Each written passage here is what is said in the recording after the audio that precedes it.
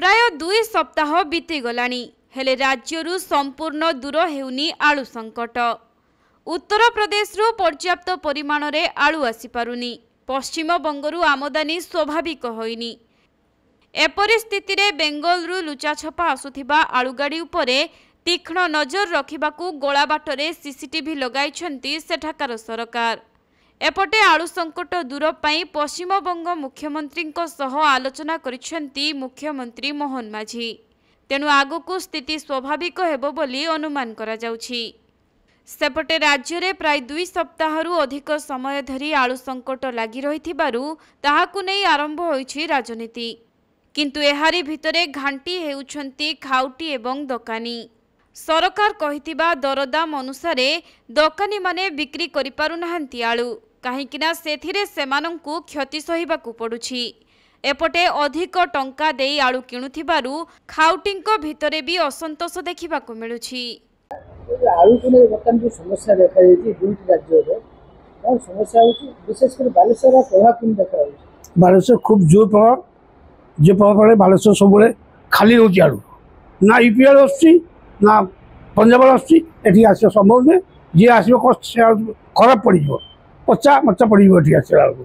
तेणु बालेश्वर कहीं मगेवा राजी नुहे यूपी रु कि आम मुख्यतः बेंगल पर निर्भर करूँ।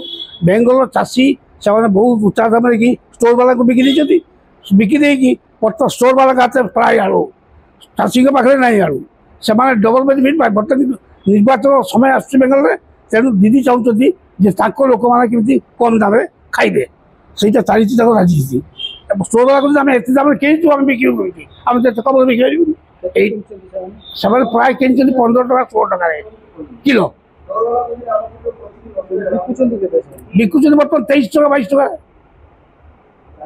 से स्टोरिंग अच्छी खर्च अच्छी इलेक्ट्रिक खर्च अच्छी लेबर खर्च अच्छी से सब जोग कलापर से बेनिफिट होती कि जो सरकार को ड्यूटी सब दौरान इलेक्ट्रिक खर्च ये दौरान से दरकार बेनिफिट दरकार बेसी न से लाभ करेंगे लाभ से न पाइबे किनदे।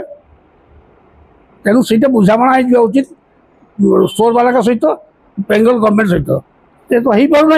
तेणु आम सरकार सब आलू मिशन केमती आगू हो पार से सचेत रहा दरकार जहाँफल कि आम साफिसीएंट पाइबा आम चषा आम खाइबा।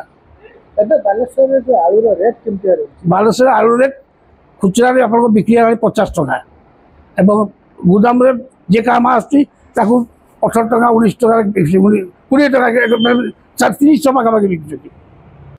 अन्यपटे चोर जगिबा भली आलू गाड़ी उपरे पश्चिमबंग सरकारंकर तीक्ष्ण नजर रहिछि।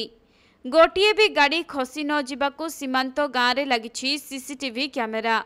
ओडिशा रे आलूर अभाव आउ सेपटे पश्चिमबंग रे रप्तानी को नहीं द्वंद्व परे एबे पश्चिमबंगर सबु सीमावर्ती गली रास्तार आलू गाड़ी को एमिति जगुछि सीसीटीवी। जातीय राजपथ और मुख्य रास्तार पश्चिमबंग पुलिस ओडिशा अभिमुखे आसुथिबा आलू गाड़ी को फेराई देउथबा बेले एपटे लुचा चोरारे गली रास्ता दे आसुथिबा आलू उपरे सीसीटीवी रो नजर रहिछि। तेणु पश्चिमबंगरू पुलिस और प्रशासनर नजर आढ़ुआल आसुथिबा आलू मध्य एबे ओडिशा रे पहुंचिबा बंद होइजिबो।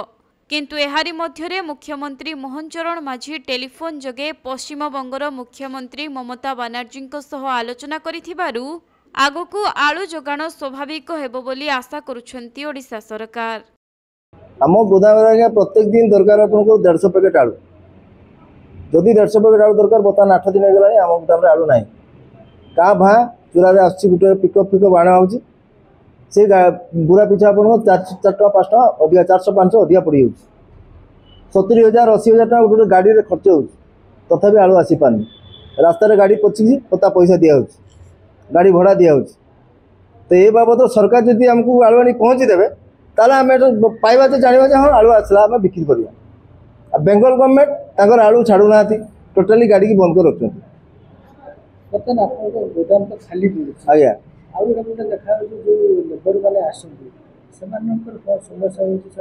लेबर आलू ना आसी कौन करेंगे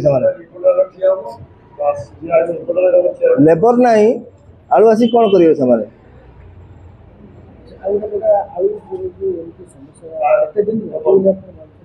ନା ସମାଧାନ समाधान कौन हम से माने बेंगल गवर्नमेंट ओडिशा गवर्नमेंट मिलमिशिकी जी समाधान करेंगे ताले हम ता ना पार केते वर्तमान मार्केट सेल बर्तमान हूँ आम 38 टका 37 टका 38 टका एमती बिक्री हो गोदाम आज्ञा मार्केट 50 बिके न बिकिले पुषेबन गोटे बोरार आपंकर 10 किलो 15 किलो आलू नष्ट हो किए देव पैसा आपन तो बाछिकी ने जिनस